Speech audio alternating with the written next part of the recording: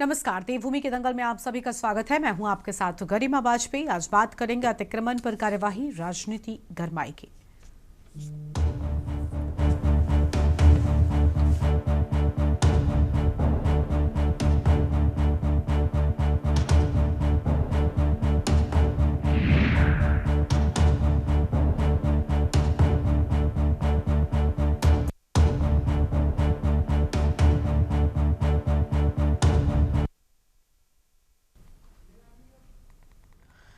देवभूमि उत्तराखंड में अवैध अतिक्रमण पर रार थम नहीं रही है। राज्य में अभी वन भूमि पर हुए अवैध अतिक्रमण पर धामी सरकार का बुलडोजर चल रहा है, जिसके चलते उत्तराखंड में अतिक्रमण हटाने के विशेष अभियान अपने जोरों पर है। वहीं उत्तराखंड में लगातार जमीनी विवाद को लेकर सुर्खियों में रहने वाले गदरपुर विधायक अरविंद पांडे की मुश्किलें एक बार फिर से बढ़ती हुई नजर आ रही हैं। प्रशासन ने अरविंद पांडे के कैंप कार्यालय को अवैध अतिक्रमण मानते हुए नोटिस जारी कर 15 दिनों के भीतर हटाने के निर्देश दे दिए हैं। इसके लिए तहसील प्रशासन की टीम विधायक अरविंद पांडे के आवास पहुंची, जहां उनके बेटे को नोटिस थमाया। अब अतिक्रमण हटाने को लेकर भाजपा के ही मौजूदा विधायक अरविंद पांडे को अपनी ही सरकार के रहते अतिक्रमण हटाने पर सियासत में भी जोर पकड़ लिया है। वहीं जल्द ही भाजपा के पूर्व मुख्यमंत्री त्रिवेंद्र सिंह रावत और लोकसभा में पौड़ी से सांसद अनिल बलूनी जल्द ही मुलाकात कर सकते हैं। ऐसे में अपनी ही सरकार पर अतिक्रमण के आड़ में निशानेबाजी करने पर सियासत और गर्म हो चली है, जिस पर अब विपक्षी दलों ने भी सरकार के अतिक्रमण चलाओ अभियान को लेकर कई सारे सवाल खड़े कर दिए हैं और भाजपा की ही सरकार में अवैध अतिक्रमण को लेकर एक नया बवाल खड़ा होता जरूर दिखाई दे रहा है। आज इसे विस्तार से चर्चा, खास मेहमान हमारे साथ में होंगे। उससे पहले आपको एक खास रिपोर्ट दिखाते हैं। उत्तराखंड में लगातार जमीनी विवादों को लेकर सुर्खियों में रहने वाले गदरपुर विधायक अरविंद पांडे की मुश्किलें एक बार फिर से बढ़ती हुई नजर आ रही हैं। प्रशासन ने अरविंद पांडे के कैंप कार्यालय को अवैध अतिक्रमण मानते हुए नोटिस जारी कर 15 दिनों के भीतर हटाने के निर्देश दिए हैं। इसके लिए तहसील प्रशासन की टीम विधायक अरविंद पांडे के आवास पर पहुंची, जहां उनके बेटे को नोटिस थमाया गया। पूर्व कैबिनेट मंत्री व गदरपुर विधायक पांडे की कुछ दिनों से मुश्किलें बढ़ती ही जा रही है। कभी उन पर लोगों की जमीनें कब्जाने का आरोप लग रहा है, तो कभी भूमाफियाओं को संरक्षण देने का आरोप लग रहा है। अब गदरपुर तहसील प्रशासन ने कूड़रपोज स्थित उनके आवास में पहुंचकर उनके बेटे अतुल पांडे को नोटिस थमाया है। इस नोटिस में नैनीताल हाईकोर्ट में दायर याचिका 192/2024 MS सुनील यादव बनाम उत्तराखंड सरकार का हवाला दिया गया है, जिस पर विधायक अरविंद पांडे ने अपनी तोड़ अतिक्रमण पर गरीबों को न उजाड़ने की गुहार मुख्यमंत्री से लगाई है। वहीं पार्टी कई विधायक व पूर्व मुख्यमंत्री उनके साथ खड़े दिखाई दे रहे हैं। ऐसे में विपक्ष को एक नया मुद्दा जरूर मिल गया है। यह आयुष की भी भूमि है, योग की भी भूमि है। इसका मूल स्वरूप बना रहे हमारा संकल्प है और इस संकल्प को लेकर हम लगातार काम कर रहे हैं। अवैध रूप से अतिक्रमित की हुई जमीनें और उसमें बनाए हुए अवैध संरचनाएं, उन सबको कानूनी दृष्टि से हटाना यह हमारा संकल्प रहा है। यहाँ की डेमोग्राफी, यहाँ के सांस्कृतिक मूल्य किसी भी कीमत पर खराब नहीं होने चाहिए। कह सकता, लेकिन मैं तो इतना कह सकता हूँ कि मैं जनता का जनता मेरे पे विश्वास करके मुझे 5 बार जनता ने, 1 बार नगर पालिका अध्यक्ष, 5 बार विधायक मुझे बनाया है, तो जनता के प्रति मेरी जिम्मेवारी है। मैं किसी कीमत पे भी, मैं आपके माध्यम से कहना चाहता हूँ अपनी सरकार से और विशेष तौर पे अपने मुख्यमंत्री जी से कहना चाहता हूँ कि मुझे जो नोटिस दिया गया है उसका पालन करूँगा। ये नोटिस दिया है कि आपकी ज़मीन बंजर भूमि पर है, तो इसका या तो 15 दिन में जवाब दीजिए, नहीं तो इसे खाली कर दीजिए। तो अब खाली करना या जवाब देना, घर का गार्जियन मैं नहीं हूँ, घर के गार्जियन मेरे पिताजी हैं, तो निश्चित वो आएंगे तो मीडिया में भी इसका जवाब देंगे और कोर्ट में इसका भी जवाब देंगे। देखिए, सुखवंत भाई खत्म हो गया, आज उसका भोग था। आपकी मीडिया के माध्यम से भी मैं कहना चाहता हूँ, उस भाई को भगवान अपने चरणों में स्थान दे। उत्तराखंड के गदरपुर से विधायक अरविंद पांडे बयान बीते दिनों से सुर्खियों में है। इसी बीच अरविंद पांडे को अतिक्रमण का नोटिस भी थमा दिया गया है, जिसके बाद उत्तराखंड की सियासत गर्मा गई है। खबर लेके जाने के दौरान इसी बीच खबर आ रही है कि गदरपुर में अरविंद पांडे के घर होने वाली बीजेपी नेताओं की बैठक कैंसिल हो गई। बताया जा रहा है कि केंद्रीय नेतृत्व ने इस मामले में हस्तक्षेप किया, लेकिन भाजपा का इस पूरे मामले पर साफ कहना है, अवैध अतिक्रमण पर भाजपा कोई भी बड़ा नेता हो या कोई भी कार्यकर्ता, उसको बख्शा नहीं जाएगा। वहीं कांग्रेस ने भाजपा सरकार पर अतिक्रमण करने व मृतक किसान की हत्या के विषय से ध्यान भटकाने का गंभीर आरोप लगाया है। गड़बड़ चल रही है। मैं तो पार्टी का एक प्रमुख व्यक्ति हूँ, विधायक हूँ और वरिष्ठता क्रम में भी ठीक ठाक हूँ, तो मुझे तो कोई गड़बड़ दिखाई नहीं पड़ती। मीडिया को कहाँ दिखाई पड़ती है, मेरी समझ में नहीं आता कि उनको कहाँ से वो गड़बड़ दिखाई पड़ती है। ऑल इज़ वेल, सब बढ़िया है। आप हमारे पांडे जी भारतीय जनता पार्टी के बहुत वरिष्ठ कार्यकर्ता हैं बहुत सीनियर विधायक हैं, मंत्री रहे हैं। उन्होंने, मुझे लगता है कि जमीन का तो नहीं किया है, पर अतिक्रमण उन्होंने अपनी जो पार्टी है उनमें जो उनका दायित्व है वो उनको दायित्वहीन किया हुआ था। वो अतिक्रमण उन्होंने पार्टी से बाहर जाकर पार्टी के खिलाफ कुछ बोला, उसके कारण उनके आवास पर ये नोटिस चस्पा किया है। बात ये है कि अरविंद पांडे का ये पहला मामला नहीं है जब भूमि कब्जाने के मामले पर उनके खिलाफ शिकायत दर्ज हुई। वो और उनके परिजनों के खिलाफ कई बार जो है शिकायतें प्राप्त हुई हैं, लेकिन अभी तक कोई कार्रवाई नहीं हुई। और उनके पुत्र का कहना है कि जिस मकान पे कब्जे की बात हो रही है उसके आसपास की जमीन पे वो 11 साल हो गए उसको बने हुए। देखिए, अगर कार्यवाही करी जाती है तो भी भारतीय जनता पार्टी गुनहगार, कार्यवाही नहीं करी जाती है तो भी भारतीय जनता पार्टी गुनहगार। अगर किसी भी प्रकार का अतिक्रमण कहीं पर भी पाया जाता है तो अभी आपने देखा होगा जब से धामी जी मुख्यमंत्री बने हैं तब से 1000 से ज्यादा हमारी सरकारी जमीन एकड़ को खाली कराया गया है।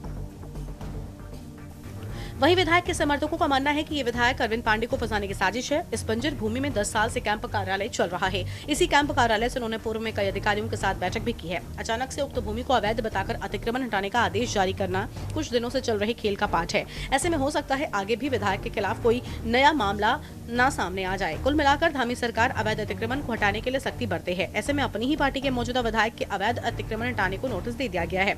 ऐसे में धामी का यह एक्शन अपने विधायक पर कब देखने को मिलेगा, लेकिन उससे पहले अपनी ही पार्टी के दिग्गज धामी के एक्शन से पहले गदरपुर विधायक पांडे के साथ दिखते जरूर नजर आ रहे हैं। ऐसे में इसके क्या राजनीतिक मायने हो सकते हैं, इस पर राजनीति बेहद गर्म है। Uttarakhand desk report.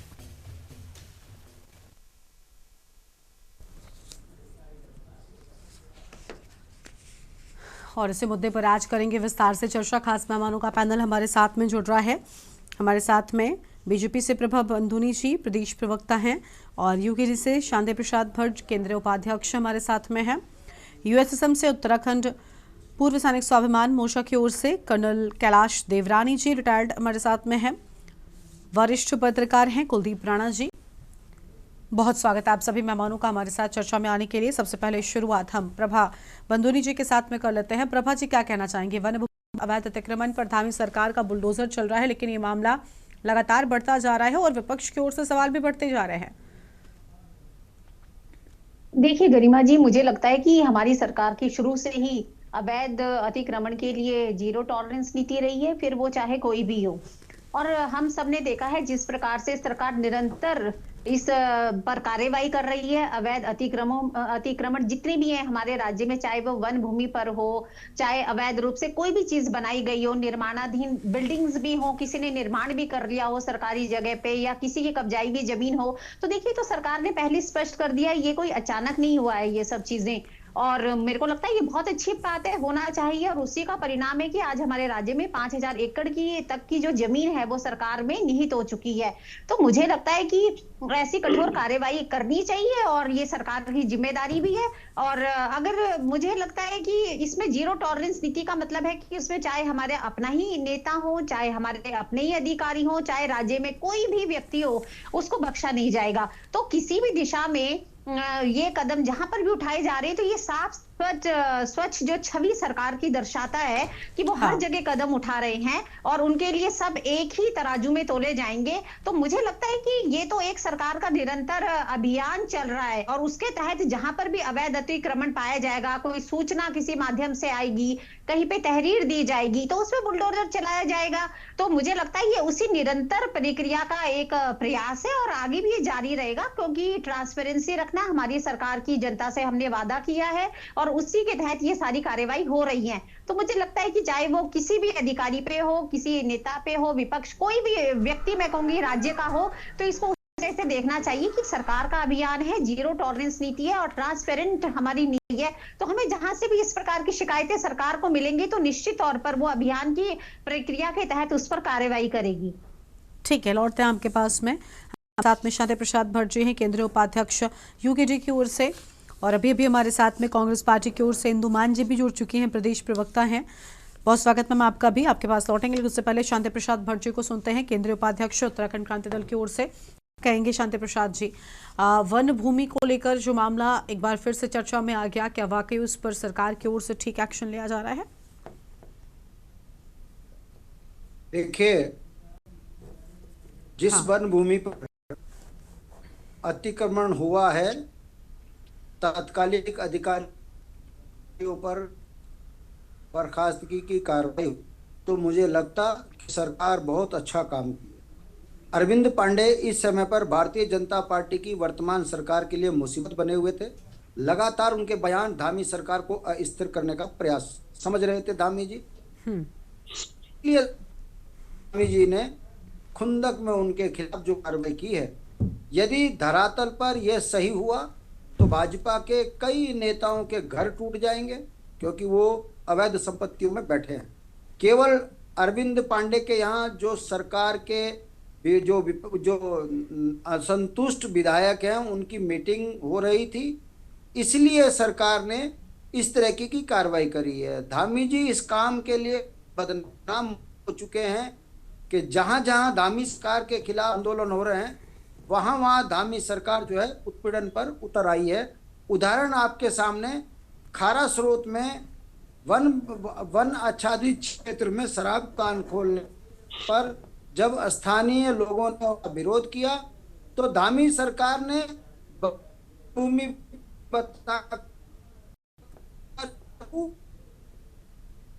मनसा देवी को उजाड़ के बुलडोजर दिए। कहने का मतलब है, इस देश के अंदर भारतीय जनता पार्टी जो अपने आप को सनातन धर्म की पार्टी कहती है, वो किस नफरत हो चुकी है कि आपको भी कस रही है। कहने का मतलब है, अगर लोकतांत्रिक तरीके से अरविंद पांडे धामी सरकार से सवाल कर रहे हैं, तो धामी ने उन्हीं के घर में बुलडोजर आकर ये बताया कि आप भी अवैध संपत्ति पे बैठे हो। कहने का मतलब है, अगर धामी जी वाकई संपत्ति पर कार्रवाई करने की मंशा के साथ काम कर रहे हैं, तो उन तमाम अपने विधायकों पे कार्रवाई कीजिए। उत्तराखंड की संपदाओं पे कब्जा किया है, विरोधियों के ऊपर इस तरीके की कार्रवाई करना ये बताता है कि गुटों में बटी हुई भाजपा बहुत बौखलाहट में है। जनता भाजपा के खिलाफ मन बना चुकी है और सरकार परेशान है इस बात को लेकर कि यही हाल चलता रहा तो ऐसा ना हो कि धामी की कुर्सी चली जाए और यह सरकार जो है अल्पमत में आ जाए, क्योंकि कई भाजपा के विधायक छोड़कर राष्ट्रीय पार्टियों में और क्षेत्रीय दलों में आने की कोशिश कर रहे हैं। ये सुगबुगाहट शुरू हो चुकी है। ये उसी की परिणति है कि डराकर धामी जी जो है अपने यहाँ पर एक संदेश दे रहे हैं कि जो वर्तमान सरकार के खिलाफ मुंह खोलेगा उसका वो हश्र किया जाएगा, जो हश्र एक अल्पसंख्यक समाज का किया जा रहा है। यही कारण है कि जो बैठक गदरपुर में हो रही थी, अचानक उस बैठक से सभी ने अपने आप को किनारा कर लिया। त्रिवेंद्र गुट जो है इस समय जो है अरविंद पांडे के साथ में है और धामी जी इस तरह समझ रहे हैं कि त्रिवेंद्र गुट उनके खिलाफ बहुत अच्छे तरीके से सबूतों के साथ में जो कार्रवाई कर रहे हैं, उससे धामी सरकार की किरकिरी हो रही है।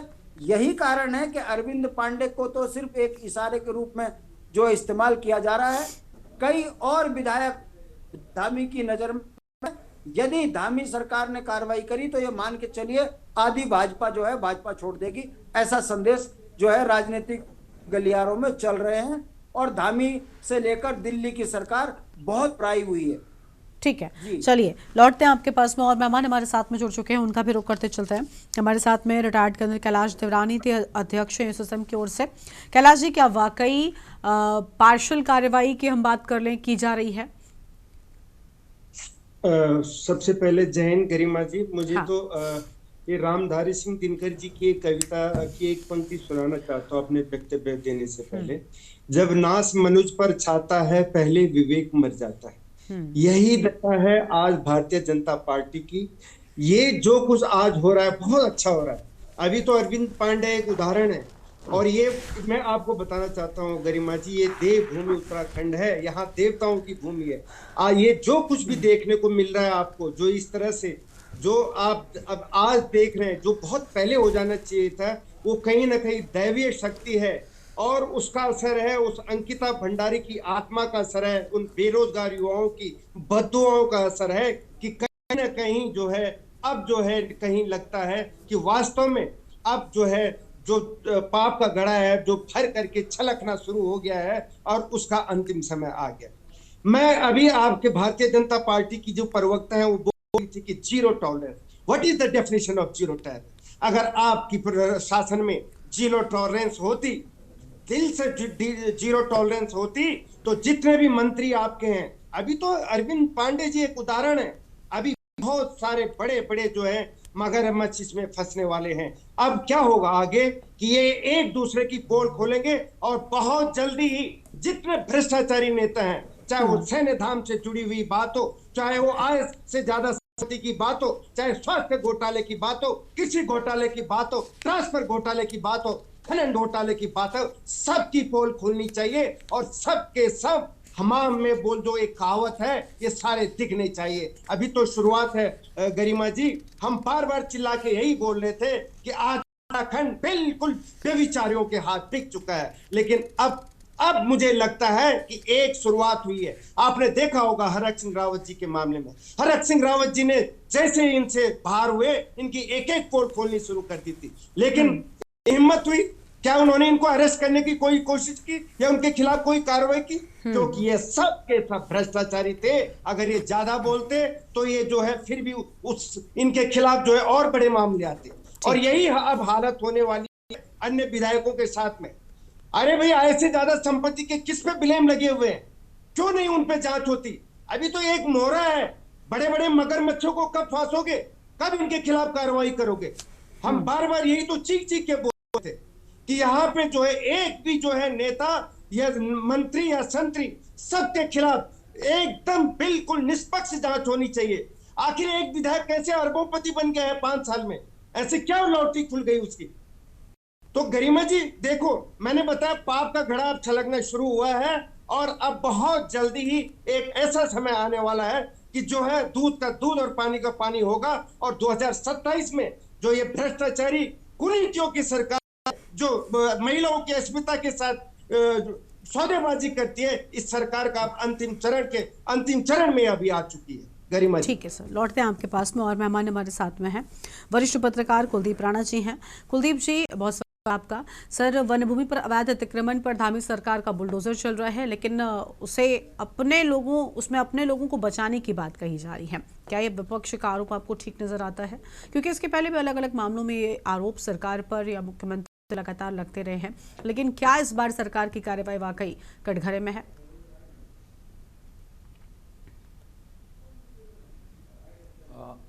देखिए, सरकार की कार्रवाई कितनी ईमानदार है, कितनी निष्पक्ष है, उसके लिए जवाब देने के लिए तो कुछ रह नहीं जाता, क्योंकि चीज़ें खुद दिखाई दे रही हैं धरातल पर। ठीक है, और जिस प्रकार से अगर हम ये सोच रहे हैं कि भाजपा के पूर्व मंत्री वर्तमान विधायक गदरपुर से अरविंद पांडे पर जो कार्रवाई हुई है, उसको देखते हुए हम ये सोच रहे हैं कि बहुत कुछ ईमानदारी या पारदर्शी तरीके से हो रहा है, तो ये थोड़ा सा अटपटा सा भी लगता है। ठीक, हो सकता है कि भाजपा के या सरकार के दृष्टिकोण से काम हो रहा हो, ठीक है, लेकिन धरातल पर जो चीज़ें निकल करके आ रही हैं, एक कुछ बुनियादी सवाल हैं जो मैं यहाँ पे रख रहा हूँ, और ये सवाल वो हैं जो एग्जिस्टिंग हैं। पिछले वर्ष 2024-25 में देहरादून में 500 एकड़ ज़मीन दस्तावेजों से गायब हो गई थी। उसमें डीएम देहरादून ने एक जांच बिठाई थी। ये ज़मीन वो थी जो 1985 के समय दौरान मसूरी और से ऊपर से लगते हुए क्षेत्र की वो ज़मीन थी। ठीक है, जहाँ माइंस लैंड माइन ये चूने की खदानें वहाँ हुआ करती थी। ठीक है, इस ज़मीन को लेकर के चीज़ें उठ रही थी। क्या कार्रवाई हुई? 1 साल से ऊपर होने को है। आज वहाँ क्योंकि वहाँ बड़े बड़े होटल खुले हुए हैं, बड़े बड़े रिजॉर्ट खुले हुए हैं, करोड़ों रुपए का, अरबों रुपए का इन्वेस्टमेंट वहाँ है, और वहाँ जो लोग बैठे हुए हैं कब्जा करके उन ज़मीनों पर, वो इतने रसूखदार हैं कि उनकी पकड़ वहाँ तक है जहाँ तक पहुँचना हर किसी के लिए मुमकिन नहीं होता है। अभी ये कुछ समय पहले के न्यूज़ पे भी दिखाया था, जब हम अतिक्रमण की बात कर रहे थे वन भूमि क्षेत्र में, लैंसीडाउन से लगते हुए उधर के एक पर्वतीय क्षेत्र में पहाड़ को काट करके एक बहुमंजिला होटल बनाया जा रहा है। उसके चारों तरफ कहीं सड़क भी नहीं दिखाई है और रिहाइश तो दूर की बात है। ठीक, वो होटल किसका बन रहा है कोई नहीं जानता, यहाँ तक कि वहाँ के लोग भी नहीं जान रहे हैं। कुछ समय पहले रुद्रप्रयाग क्षेत्र से, जिले से एक बात निकल के आ रही थी कि अलकनंदा नदी के तट पे कम से कम 7 या 8 मंजिला एक होटल तैयार हो रहा था। ठीक है, पहले तो पर्वतीय क्षेत्र में नदी किनारे इतनी हाइट कैसे पास हो गई, ये अपने आप में सवाल है। लेकिन रुद्रप्रयाग के लोग भी खुद ये सवाल पूछ रहे थे कि आखिर ये निर्माण है किसका। ऋषिकेश से लेकर के बद्रीनाथ तक नदियों के किनारे अवैध अतिक्रमण हो रखे हैं, बड़े बड़े रिजॉर्ट खुले हुए हैं। कितनी कार्रवाई हो रही है, कहाँ है एनजीटी का नियम, कहाँ है सुप्रीम कोर्ट की गाइडलाइन। ठीक है, देहरादून में राजपुर क्षेत्र में एक बहुत भव्य होटल है और देश में बताते हैं कि उसकी बड़ी होटलों की चेन है। वो जिस जगह पर वो होटल बना हुआ है वो ज़मीन पूर्ण रूप से पर्यटन की ज़मीन नहीं है, वो एग्रीकल्चर लैंड है और ना ही वहाँ जाने के लिए कोई सड़क मार्ग है। वो एक पगडंडी, जो खेतों के बीच में पगडंडियाँ होती हैं छोटी, वो उसी तरीके का मार्ग वहाँ पे था। आज भी उसका रास्ता बहुत दूर से होकर के जाता है और उसके बगल में लगते हुए जंगल हैं। 4-5 बीघे की वो ज़मीन थी, आज वो 20 बीघा की ज़मीन कैसे हो गई, कहाँ से वो ज़मीन निकल करके आ गई। ये सारी चीज़ें हैं जो सवाल खड़े करती हैं और कई सरकारों के राजकीय कार्यक्रम वहाँ होते रहे हैं, होते आए हैं। तो ये वो तमाम सवाल हैं जो कार्रवाई में, जिसको हम अतिक्रमण के विरुद्ध जो कार्रवाई कही जा रही है, उसमें सरकार की कथनी और करनी के अंतर को स्पष्ट कर रही हैं। निसंदेह सरकार को ये अच्छी बात है कि उसने अतिक्रमण के खिलाफ कार्रवाई शुरू करी, लेकिन फिर ये दोहरे मापदंड क्यों हैं? ये कार्रवाई जब हम देखते हैं तो सिर्फ धार्मिक स्थलों के खिलाफ ही क्यों होती है? ये कार्रवाई जब हम देखते हैं तो वो एक राजनीतिक ध्रुवीकरण को ही क्यों दर्शा रही होती हैं?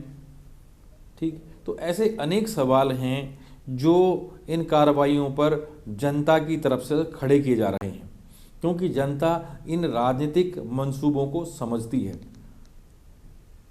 और वो स्पष्ट रूप से देख रही है कि ये इन कार्रवाइयों के पीछे क्या रणनीति है, क्या राजनीति है।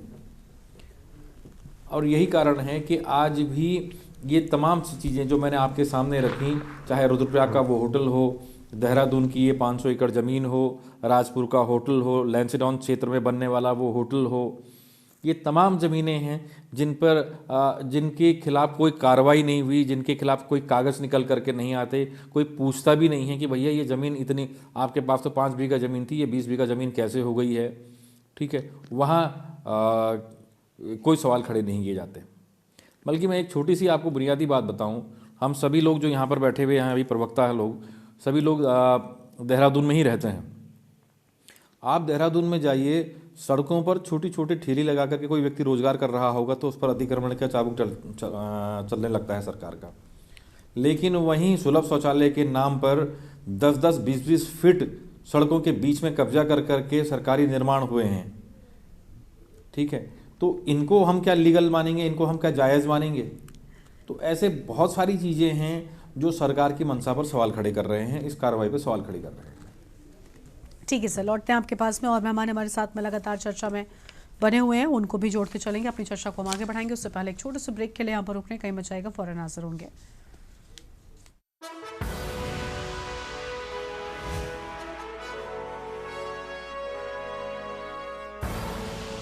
आप देख रहे हैं के न्यूज़ खबर।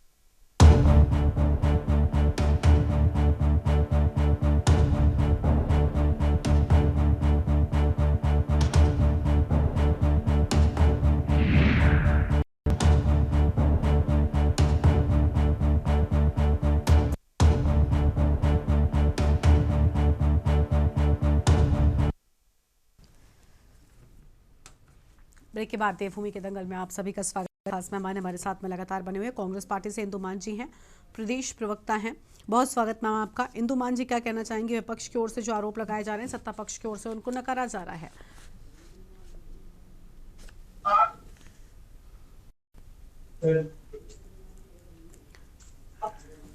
इंदु मान जी, हाँ जी जी जी जी जी गरिमा जी, नमस्कार जी। देखिए, जो अरविंद पांडे जी हैं, भारतीय जनता पार्टी के विधायक हैं कदरपुर से, हमारे ही जिले में है।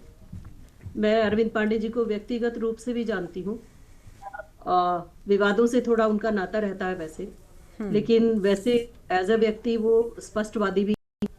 अब जो जिस ऑफिस के बारे में, कैंप ऑफिस के बारे में बात हो रही है कि वो अवैध रूप से बना हुआ है, उसको बने हुए कहते हैं लगभग 10-11 साल हो चुके हैं। उसी में बैठ के वो जनता से मिलते हैं, जनता के अधिकारियों से मिलते हैं। तो यदि ये अवैध रूप से बना हुआ है तो भी भारतीय जनता पार्टी की सरकार कटघरे में है, और अवैध रूप से नहीं बना हुआ है तो उनको नोटिस देने के लिए भी ये सरकार कटघरे में है। कुल मिलाकर अरविंद पांडे जी भारतीय जनता पार्टी के विधायक हैं। अब रही बात ये कि उनको इन्होंने क्यों नोटिस भेजा, बहुत सारी अवैध चीजें हैं। जिस होटल की जनरली हमने न्यूज में भी कई बार बात की, वनंतरा रिसोर्ट, हमेशा यही कहा गया कि वो अवैध रूप से बना गया है, और बहुत सारे अवैध रूप से होटल और रिसोर्ट आदि बने हुए हैं और बन रहे हैं। उनको बनाया जा रहा है और कल को उनको तोड़ने के लिए आप आदेश देकर ये दिखाना चाहते हैं कि आप पारदर्शी तरीके से काम करते हैं। सो कॉल्ड जो इनका एक बहुत ही अजीब तरीके का नारा है, नो टॉलरेंस। क्या नो टॉलरेंस? नो टॉलरेंस आपका अच्छे कामों के प्रति है। You will not tolerate anything good. कोई अच्छा करे, अच्छा बोले, स्पष्ट बोले तो आपका टॉलरेंस है। दूसरा नारा इनका बेटी बचाओ और बेटी पढ़ाओ। किस तरह से बेटी पढ़ा रहे हैं और बेटी बचा रहे हैं, ये हमने क्या, अब तो केवल ना केवल उत्तराखंड बल्कि विदेशों तक आवाज गई है। अंकिता भंडारी, एक छोटी बच्ची के साथ जिस तरह का कांड हमारे देश में हुआ है, तो जब इन्हीं के विधायक के साथ तालमेल थोड़ा कम हो गया होगा, जब वो थोड़े अधिक मुखर हो गए होंगे अपने ही मुख्यमंत्री के प्रति, तो उनको नोटिस भेज दिया गया होगा। अब देखते हैं वो खुद तोड़ते हैं या तोड़वाते हैं, होता क्या है। और आज ही आपकी न्यूज के मुताबिक भी वहां पर पौड़ी के जो सांसद हैं अनिल बलूनी जी, वो आने वाले थे, और बच्ची रावत जी वो आ चुके हैं, उनके यहाँ पूर्व जो अध्यक्ष हैं, और पूर्व मुख्यमंत्री त्रिवेंद्र रावत जी भी आने वाले थे, और फिर उनको रोक दिया गया है इन्हीं के हाई कमान ने। क्योंकि देखिए, कुल मिला के किरकिरी इनकी पार्टी की है। इनके जो मुद्दे हैं, विकास का मुद्दा इनके कोई नहीं है, बेरोजगारी प्रदेश में कितनी है उस बारे में कोई बात नहीं करता है, शिक्षा किस स्तर पर जा रही है उस बारे में कोई बात नहीं करता, सरकारी विद्यालयों में अध्यापक है या नहीं है कोई नहीं बोलता। लेकिन कुल मिलाकर केवल एक दिखावा, जनता को गुमराह करना। अब इनका उद्देश्य है जनता को ये दिखाना कि देखिए हम अपने कितने पारदर्शी हैं कि हम अपने ही विधायक पर कार्रवाई करने जा रहे हैं। क्यों पहले नहीं करी? आपके विधायक का वो ऑफिस तो 11 साल से बना हुआ है, और अभी भी लगातार 17 से लेकर 26 तक 9 साल तो आपको हो गए हैं, होने वाले हैं अभी कुछ दिनों बाद। तो 9 साल में आज आपको पता चल रहा है, और उससे पहले उनका ऑफिस वो पहले से बना हुआ था। तो ऐसी आवाज उठाकर आप जो दर्शाना चाह रहे हैं उसको जनता समझ रही है। तो कुल मिलाकर सरकार को ये देखना चाहिए, जो चुनावी फायदे के लिए वो अब प्रयास कर रही है दिखाने के लिए कि हम अपने पार्टी पे भी कार्रवाई कर सकते हैं। देखिए, बुलडोजर किस लिए बना है, उसका कितना दुरुपयोग कहाँ पर हो रहा है, जहां इच्छा वैसा ही उसका दुरुपयोग कर लिया जा रहा है। उपयोग कम हुआ कर रहे हैं और दुरुपयोग उसका ज्यादा कर रहे हैं। तो धामी जी से हमें यही, जिस तरह से अभी आप देखेंगे यहाँ पे ऊधम सिंह नगर में तो बहुत ही, यहाँ तो जमीन के मुद्दे आए दिन होते रहते हैं। अभी यहाँ पे वो सुखवंत ने आत्महत्या कर ली है इनकी कार्यशैली के कारण। जब उसको न्याय नहीं मिला तो किस तरह से आवाज उठाकर वो सुसाइड करके गया है। तो इनके प्रशासन पर, इनकी कार्यशैली पर तो लगातार आवाज उठ रही है। ठीक, मैं समझती हूँ कि जनता इस चीज को गहराई से समझेगी और समझ चुकी है काफी हद तक। और लगातार हमारे प्रदेश अध्यक्ष गणेश गोदियाल जी हर मुद्दे को बड़ी ही मुखरता से उठा रहे हैं, और जनता समझ भी रही है। और जनता तक हम इनकी कार्यशैली को, इनके अवैध रूप से स्वयं के निर्माणों को और उस पे कार्रवाई ना करने को और झूठा और दिखा करने को अब जनता बहुत बेहतर तरीके से समझ चुकी है। इनकी कथनी और करनी में बहुत अंतर है। हमारे पार्टी के, चाहे महिला कांग्रेस हो या मेन कांग्रेस है, जब धरना करती है तो उनको किस तरह से उनके साथ पुलिस द्वारा बर्ताव किया जाता है, जैसे कि बिल्कुल। और कल की घटना है, कई चैनल पे मैं देख चुकी हूँ कि महिला कांग्रेस की गाड़ी को पुलिस द्वारा रोक दिया जाता है। क्यों रोक दिया जाता है? वो स्वयं बोल रही है, लाइव उन्होंने बोला है ज्योतिला जी ने, कि हमें रात को, तो पुलिस को वहां पे कोई महिला पुलिस भी नहीं थी, चिड़ियापुर जो कि जंगली एरिया है, देहरादून जाते हुए समय उनको रोक दिया। आज सारे में ये न्यूज वायरल हो रही। तो ऐसी कार्यशैली क्या करना चाहते हैं आप, क्या दर्शाना चाहते हैं? क्या ये लोकतंत्र की यही परिभाषा है, लोकतंत्र में, कि महिलाएं ट्रैवल भी नहीं कर सकती? तो ये तो मुद्दा ऐसा है कि ये तो अगर अवैध रूप से बना हुआ है, आप बिल्कुल तोड़िए। आप उसका तमाशा क्या है, नोटिस भी दीजिए और तोड़िए। नोटिस देने की क्या जरूरत है? बहुत सारे आपने यूपी में, उत्तराखंड में बहुत सारी चीजें ऐसी है कि नोटिस देते नहीं है और दिखावा कर देते हैं कि हाँ नोटिस चला गया और तोड़ दिया जाता है।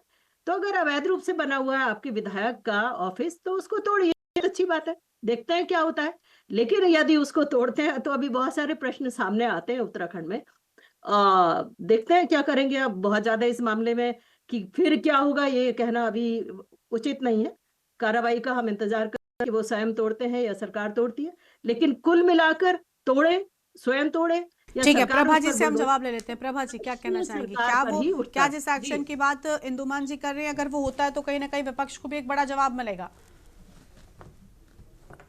देखिए गरिमा जी, सबसे पहले मैंने सभी पैनलिस्टों को यहाँ सुना, तो मैं ये कहना चाहूंगी कि जिस प्रकार राज्य में जब से हमारी धामी सरकार है, या आप कहूँ कि भारतीय जनता पार्टी की सरकार है, हमने कोई भी मतलब मुद्दा होता है या जो जन सराकोर के जितने भी काम होते हैं वो हमने किए हैं राज्य में।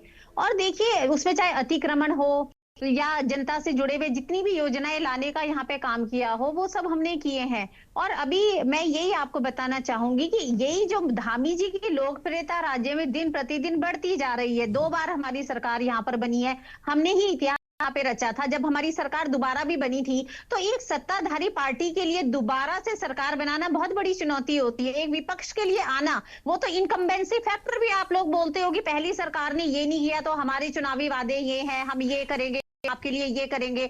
लेकिन अगर जो सरकार पहले थी, हम उन्हीं वादों के साथ हम गए कि हमने ये विकास आपके लिए किया है, अब हम ये काम आपके लिए करेंगे। जनता ने हमारी बात को स्वीकारा, हम पे विश्वास जताया और दोबारा हमें सरकार बनाने के लिए चुना। तो देखिए मैं इसको स्पष्ट कर देना चाहती हूँ कि हमने जो भी अभियान चलाए हैं वो 100% जमीन पर हमने धरातल पर उतारे हैं।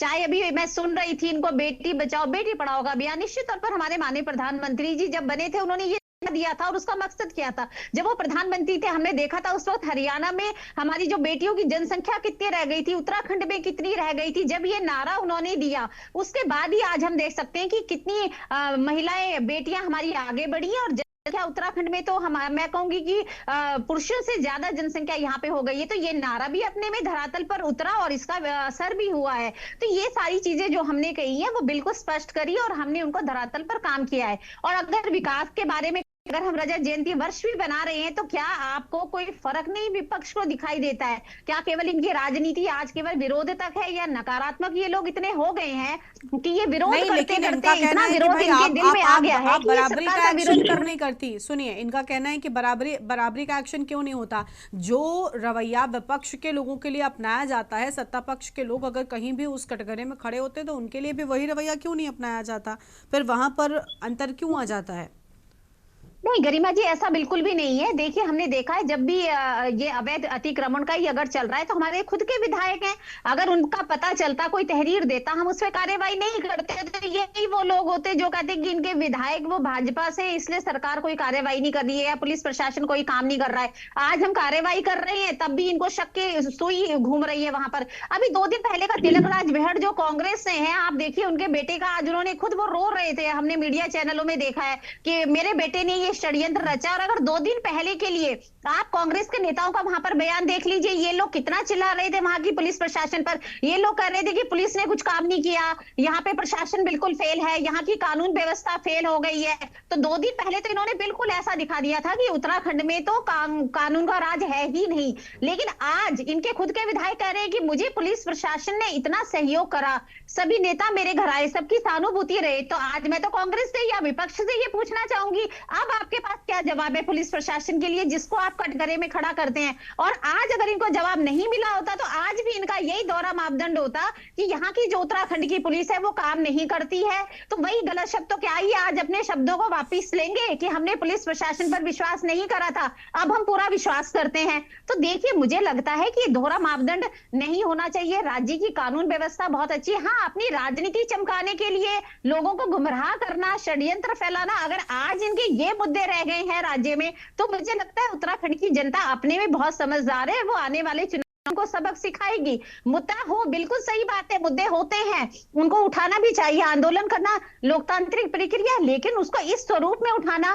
कि सरकार के खिलाफ, अपनी पुलिस के खिलाफ, अपनी कानून व्यवस्था के खिलाफ आप बोलना शुरू कर दे, लोगों को ये दिखाना शुरू करेंगे कि राज्य में कोई व्यवस्था है ही नहीं, तो मुझे लगता है ये बहुत गलत है। क्योंकि जनता है वो, अब हमने एक अभियान चलाया, जन जन की सरकार, जन जन के द्वार, 5 लाख 6 लाख से ज्यादा लोगों को उसमें मैं कहूंगी फायदा मिल चुका है, लेकिन उसका भी विरोध किया। और ये तो जनता बताएगी ना इनको कि हमें उनसे कितना फायदा हुआ है, कितने दिव्यांग हो गए, शोषित, जितने भी वो लोग थे जिनको योजनाओं का लाभ नहीं मिला है, उन सबको योजनाओं का लाभ मिला है। कुछ अधिकारी वहां पर जा रहे हैं, इतने कैंप लग रहे हैं, शिविर लग रहे हैं, लेकिन तो इनको उसमें भी आपत्तियां हैं कि ऐसा नहीं होना चाहिए, आप कुछ करो ही मत, हम जो चाहते हैं आप वो करो। हम कहते हैं पुलिस अच्छी है तो पुलिस अच्छी है। तो देखिए, विपक्ष का काम, मुझे गरिमा जी जहां तक लगता है, ये विरोध कर रहे हैं, बहुत नकारात्मक ये लोग हो गए हैं, और उसी का परिणाम इनको मिलता है कि चुनाव में जनता इनको किनारे लगा देती है। लेकिन अगर हम काम करेंगे तो हमारे सामने चुनाव में हमें जनता को निश्चित तौर पर ये बताना है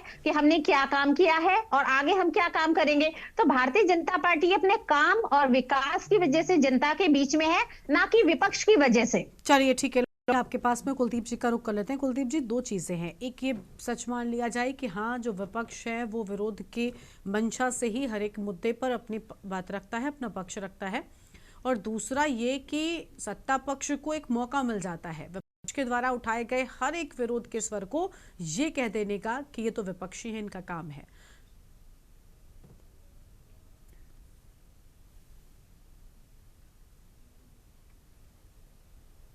हेलो, आवाज मिल रही है आपको? हाँ जी, आप मुझे सवाल रिपीट कर देंगे अपना?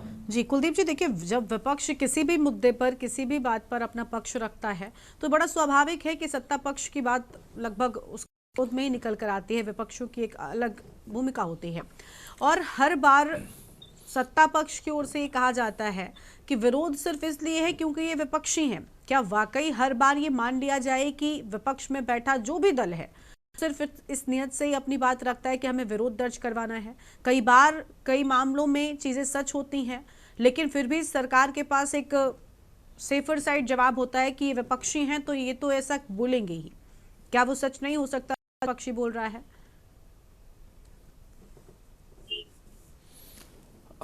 देखिए, आज जो ये बात कही जा रही है कि विपक्ष जो है विरोध करने के लिए विरोध कर रहा है, हर बार ये आती है।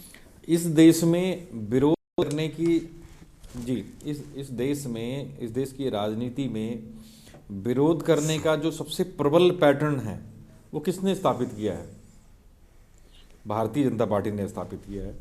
जब 2013 से पहले देश में यूपीए की सरकार थी, विरोध प्रदर्शन क्या होता है ये तो कांग्रेस को या अन्य विपक्षी दलों को भारतीय जनता पार्टी के लोगों से सीखना चाहिए, क्योंकि जिस प्रकार का विरोध उन्होंने किया, सिलेंडर ले जा करके विरोध करना, गले में प्याज की माला डाल करके करना, बैलगाड़ी के ऊपर गाड़ी ले जा करके विरोध करना, 2G 3G प्रोग्राम स्कैम घोटाले में किस तरह के विरोध प्रदर्शन होते थे, ठीक है। और हमने भी पत्रकार रहते हुए देहरादून में जो विरोध प्रदर्शन कवर किए हैं भाजपा के, जब कांग्रेस सत्ता में थी, ठीक, उसके मुकाबले तो आज देखते हैं तो हम 10% भी कांग्रेस नहीं कर पाती है, ये विपक्षी दल नहीं कर पाते हैं, ठीक।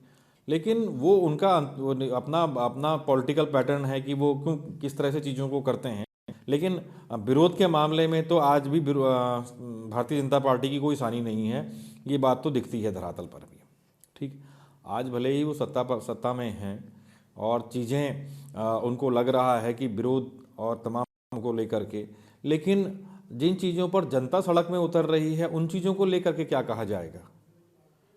चाहे अंकिता भंडारी का प्रकरण हो, चारधाम यात्रा में केदारनाथ से शिला ले जाने वाला जो प्रकरण हुआ, जो शिला गई भगवान केदारनाथ की रेप्लिका जो बन रही थी दिल्ली में, उसको लेकर के विरोध प्रदर्शन हुए हों, या देहरादून में अतिक्रमण को लेकर के जो ये आपके अवैध बस्तियों जिसको लेकर के बात चल रही है उसके संदर्भ में जो प्रदर्शन हुए हैं, ठीक है, जनता बीच में निकल करके आई है। आज उधम सिंह नगर में जो एक किसान ने अपनी आत्महत्या कर ली और किस प्रकार से इस प्रकार उसने शासन प्रशासन के लोगों पर आरोप लगे हैं, उसके छींटे उनके ऊपर गिरे हैं और उन पर कोई कार्रवाई नहीं हुई, जनता सड़क पर निकल करके आई। तो क्या ये सारी चीज़ें सिर्फ विपक्ष की राजनीति से प्रेरित थोड़ी ही हैं?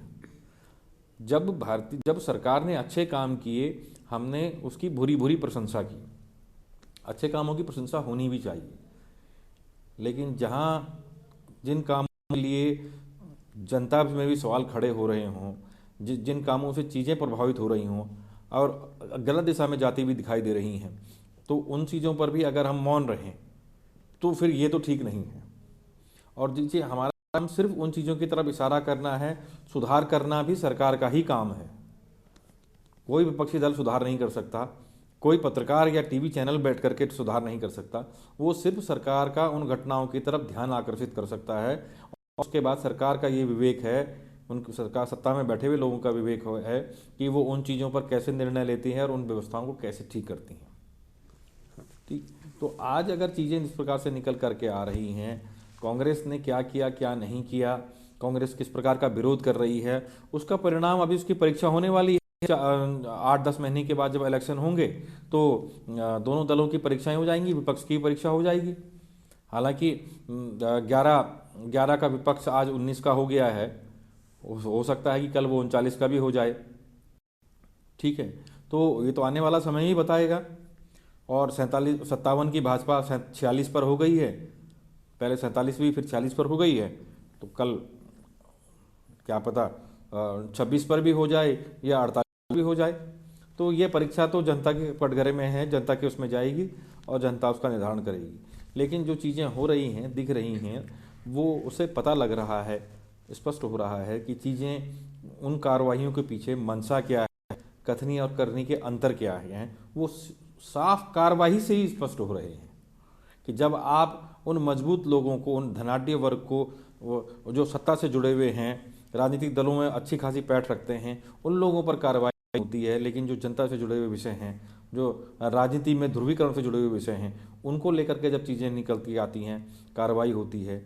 आप मुझे बताइए कि डेमोग्राफी पर बात हुई, तमाम सारी चीज़ें निकल करके आई, तमाम आंकड़े निकल करके, देहरादून के सहसपुर और विकासनगर क्षेत्र की तमाम बातें निकल करके आई। पिछले 5-8 महीनों में इस क्षेत्र में सरकार ने डेमोग्राफी पर क्या काम किया है, कितने लोगों का चिन्हीकरण हुआ, कितने लोग बाहर से, जो लोग बाहर से आकर यहाँ बस गए, जिनकी वजह से डेमोग्राफी बदली है, क्या कार्रवाई हुई है उन पर, ठीक। तो ये सारी चीज़ें सिर्फ वो दिख रहा है कि राजनीति से प्रेरित हो रही हैं। और ये मुद्दे आज की डेट में, अभी मैं सुन भी रहा था, हम और आप भी जब बात करते हैं तो केंद्र सरकार ने, मोदी की सरकार ने राज्य में क्या काम किए वो आपके और हमारे फिंगर टिप पर है, वो दिख रही हैं चीज़ें।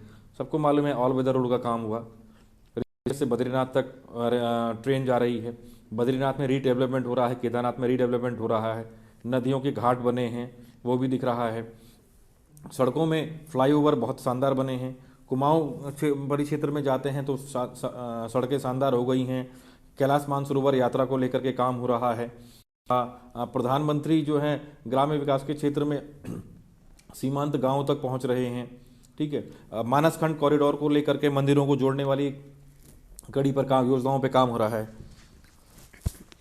ठीक है। ये केंद्र सरकार के जो दिख रहे हैं, जनता से जुड़े हुए काम है, सीधे दिख रहे हैं। राज्य सरकार के क्या काम है, भाजपा के प्रवक्ता गिना दें। ठीक है सर। केंद्र की आयुष्मान योजना से राज्यों में लाभ हो रहा है, दिख रहा है। ठीक है सर, चलिए लौटते हैं आपके पास में। कैलाश जी को जल्दी से सुनते हैं। कैलाश जी, अभी जो इंदु मान जी ने बात कही, क्या आप उससे सहमत हैं? बिल्कुल गरिमा जी, जैसे देखिए अभी इन्होंने एक श्री राणा जी ने, जो वरिष्ठ पत्रकार हैं, इन्होंने एक मामला जो 5 स्टार होटल बन रहा है लैंसडाउन के पास में कुमखाल का। हाँ। मैं उसी क्षेत्र का रहने वाला हूं और मैं आपको बताना चाहता हूं, बचपन में हमारी माँ वहां से लकड़ियां तोड़ तोड़ के लाती थी, घास काट कर लाती थी। आज हमारा दुर्भाग्य देखिए इस उत्तराखंड का, इन लोगों ने वो घास और लकड़ी भी हमारे हक से छीन लिया है। आज हम वहां से एक लकड़ी नहीं ला सकते, अपने जानवरों के लिए वहां से घास नहीं ला सकते, लेकिन बड़े बड़े रिजॉर्ट वहां बन सकते हैं। तो क्या हमारी आत्मा को दर्द नहीं होगा? हमने अपने बचपन क्षेत्र को देखा है और आज हमारी इन पहाड़ों को काट कर, बड़े बड़े वृक्षों को काट करके वहां पे बड़े बड़े जो है रिसोर्ट बन रहे हैं, जो कि बिल्कुल अनऑथराइज तरीके से बन रहे हैं। आखिर किसका वरद हस्त है उनके ऊपर? क्या हमारी ये आत्मा रोएगी नहीं? और इसके लिए इसलिए मैं बोलना चाहता हूं, आप गरिमा जी प्लीज एक बार उत्तराखंड में आइए। नदी के किनारे जितने रिसोर्ट बने, बड़े बड़े होटल बने, उनकी गंदगी कहां जा रही है? इस पवित्र मां गंगा में, इन पवित्र नदियों में जहां अमृत बहता है, उस अमृत को इन्होंने बिल्कुल जो है नेस्त नाबूद करके ऐसे विष बना दिया है, इनकी गलत बेविचारी नीतियों के कारण। ठीक है, चलिए लौटते हैं। बहुत दिल दुखता है गरिमा जी, मैं बता रहा हूँ, आप जब आएंगी, अभी यहाँ से देहरादून से ज्यादा दूर नहीं है, यहाँ पे ये मोहन चट्टी, चारों तरफ नदी के किनारे अनऑथराइज तरीके से रिजॉर्ट बने हुए, उसका गंदा पानी कहाँ जा रहा है और किसके है वो रिजॉर्ट? यहाँ तक मैं प्रत्यक्षम किम प्रमाणम, शांति भट्ट जी हमारे बड़े भाई साहब वहीं के हैं, उनसे पूछिए किसके हो। यहाँ तक कि वहां के विधायक के भी वहां रिजॉर्ट है, लेकिन कोई सुनने वाला नहीं है। बोलते हैं ना, अब जो है पाप का घड़ा भर चुका है। और जैसे कि अरे तो अब चुनाव नजदीक है, देख अभी चुनाव, अभी कुलदीप जी ने भी कहा ना कि चुनाव में जनता जवाब देगी, बहुत नजदीक है। बड़े बड़े मुद्दे जरूर छेड़ रहे हैं, लेकिन आम जनता को भी वो वोट डालने से पहले इन चीजों का विचार जरूर करना होगा। ठीक है, शांति प्रसाद जी को सुनते हैं। शांति प्रसाद जी, चुनाव नजदीक है, नए मुद्दों पर बातचीत भी इस बार चुनाव से पहले प्रदेश में होने लगी है। जो पहले से पुरानी समस्याएं प्रदेश की थी, जिनके चलते प्रदेश बना, उस वक्त से समस्याएं थी, उनको लेकर कोई निवारण नहीं हुआ। सरकार को वाकई क्या इन सारे मुद्दों को ध्यान में रखकर जवाब जनता देगी आने वाले चुनाव में? देखिए, भाजपा एक बाजीगरी कोई पार्टी है, ये बाजीगरी करने में मास्टर हैं। अंकिता वाला प्रकरण जैसी हाइट पकड़ा, भाजपा ने वन विभाग की जमीन का मुद्दा उठा दिया, बापूग्राम, शिवाजी नगर, इस जगह के लोग सड़कों पे आ गए और मुद्दा बदल गया। अब अपने घर बचाने के लिए लोग आंदोलन करने लगे। अभी जनता इस बात को कह रही थी कि सरकारी संपदाओं में जो 50-50 साल से बैठे हैं, भाजपा उसका अतिक्रमण कर रही है, उन पर उत्पीड़न कर रही है। तो भाजपा ने दिखाने के लिए अरविंद पांडे के ऊपर भी कार्रवाई की, क्योंकि अरविंद पांडे भी धामी सरकार के लिए सिरदर्द बना हुआ था। एक गुट भाजपा का जो है धामी को आईना दिखा रहा था। अब ऐसे में अब जनता के बीच में भाजपा के नेता बोलने लगे, हम तो अपनों को भी नहीं बकस रहे।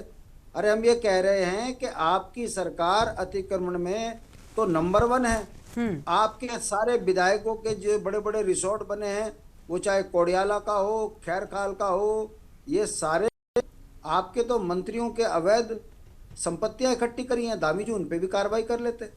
कहने का मतलब है भारतीय जनता पार्टी मुद्दों से ध्यान भटकाने के में माहिर है। और अभी जिस तरीके से जमीन प्रकरण को लेकर धामी सरकार स्थानीय मूल निवासियों को बेघर करने के लिए वन विभाग, सुप्रीम कोर्ट का सहारा लेकर वन विभाग के अधिकारियों को आम जनमानस के घरों के आगे बुलडोजर लगा बैठा रखे हैं, उससे एक संदेश जा रहा है कि धामी सरकार के खिलाफ बोलने वाले को कहीं का नहीं ये सरकार छोड़ेगी। ठीक है, ये वो सरकार है जो सनातन धर्म की बात करती थी और अब सनातन धर्म के बच्चों को ही बर्बाद करने में उतारू हो गई है। चलिए जल्दी से एक आखिरी रिएक्शन प्रभा बंदूनी जी का लेते। प्रभा जी क्या कहना चाहेंगी? सर मैम, सरकार पर कई सारे आरोप हैं और आने वाले वक्त में ऐसा विपक्ष का कहना है कि आने वाले चुनाव में जो है इस बार बेहतर तरीके से जनता जवाब देने को भी तैयार है। गरिमा जी, मैं स्पष्ट कहना चाहूंगी कि हमारी सरकार ने जो भी काम है वो करे हैं, जनता से जुड़े हुए ही हमने सारे काम किए हैं। और जहां तक रही विपक्ष की बात, इनको तो आज तक, अगर आप मुझे लगता है अभी डिबेट में इनसे ये पूछ लें कि अब तक की 10 साल का हमारा जो कार्यकाल रहा है, एक अच्छा काम तो हमारी सरकार का बता दें तो मुझे आप महिला इनके हो, पास आप एक बताइए भी VIP कार्य कौन हमारी है? सरकार का बताने के ठीक है लायक शांति नहीं। प्रसाद जी, उनको सुन लेते हैं जल्दी से। हमने इनको कौन है? देखा है कि तुम नहीं इनके बोल पास पाएंगे। तो 100 में से एक भी काम इनके पास अंकिता नहीं। के राणा जी ने हत्यारे तो के फिर भी मामले में बताए क्यों जाए वो नहीं बोल मोदी सरकार ने करे, किसी आप ने भी भी करे। उत्तराखंड की लोग महिला बता हैं, रहे हैं कि ये आपकी भी काम घर हमारे में राज्य बेटी में हुए हैं, होगी। लेकिन आप ये गरिमा जी बताइए। शांति प्रसाद जी, सरकार शांति होती प्रसाद है, जी, ये आप भी प्लीज बता- उनको जल्दी से कंप्लीट करने दीजिए, प्लीज सर, प्लीज। शांति प्रसाद जी, मैं चाहती हूँ आप उन्हें बोलने दें। हाँ मैम, जल्दी कंप्लीट करिए। की बात करते हैं तो निश्चित तौर पर हमारी केंद्र में सरकार है, उसी का फायदा आज हमें मिला है कि हमारे राज्य में इतनी सारी चीजें आ गई हैं, चाहे ऑल वेदर रोड हो, रेल कनेक्टिविटी हो, फ्लाईओवर हो, हाईवे हो, और जितनी भी चीजें अभी रोप रहे हैं तो हमें आर्थिक सहायता मिलती है, हमें फाइनेंशियल सपोर्ट मिलती है केंद्र से। तो ये डबल इंजन की सरकार के फायदे हैं। और तो इसी लेकिन की वजह आम से जनता राज्य निरंतर आगे बढ़ डबल रहा है, इंजन के विकास बाद की भी क्यों रफ्तार पकड़ रहा परेशान है? आम जनता की समस्याओं के समाधान की रेलगाड़ी आपकी इतनी धीरे क्यों चल रही है? बिल्कुल भी गरिमा जी ऐसा नहीं है। माननीय मुख्यमंत्री जी को हमने समय समय पर देखा है कि वो जनता के चलिए। लिए काम करते हैं। ठीक ये है, अभी देखिए अंकिता आम बेटी का भी जनता जो भी इसका रहा जवाब हो, बेहतर उसके लिए भी तरीके से हमने आने काम वाले किया चुनाव है। में देगी। फिलहाल विपक्ष का कहना है कि विकास के नाम पर राजनीतिक हथियारों का इस्तेमाल किया जा रहा है और पार्शियल कार्रवाई के आरोप विपक्ष की ओर से सत्ता पक्ष पर लगाए जा रहे हैं। शुक्र आप सभी मेहमानों का हमारे साथ चर्चा में आने के लिए। हम जानकारी टीवी पर रखने के लिए, तो ये बड़ी जानकारी आपको बता रहे थे, जहां पर सरकार के एक्शन को लेकर विपक्ष की ओर से लगातार विवाद खड़ा किया जा रहा है और पार्शियल कार्रवाई की बात भी कही जा रही है। इस कार्यक्रम में इतना ही, लेकिन इस बीच बड़ी जानकारी कांकेर से आपको बताते हैं। कांकेर से बड़ी खबर सामने आ रही है, उसका रुख कर लेते हैं। NH30 पर हुआ भीषण हादसा, 3 लोगों की मौत होने की बात सामने आई है। नेशनल हाईवे 30 पर भीषण हादसा, 3 लोगों की जान चली गई।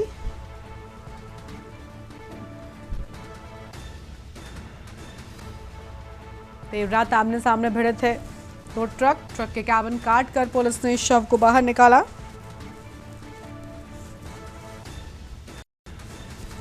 देर रात आमने सामने भिड़े तेज रफ्तार 2 ट्रक, बड़ी जानकारी आपको हम बता रहे हैं। ट्रक के कैबिन काट कर पुलिस ने निकलवाए शव। अहम जानकारी आपको हम बता दें, सड़क हादसे की जांच पड़ताल में पुलिस जुटी हुई है।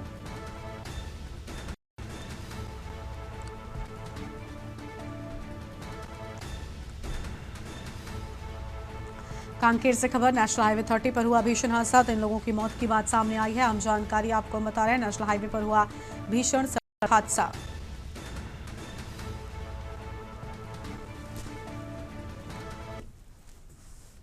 इस बुलेटिन में इतना ही। देखते रहिए न्यूज़ इंडिया। नमस्कार। गोल्डी मसाले लाए हैं फ्रेश लॉक टेक्नोलॉजी, जो रखे मसालों को हर समय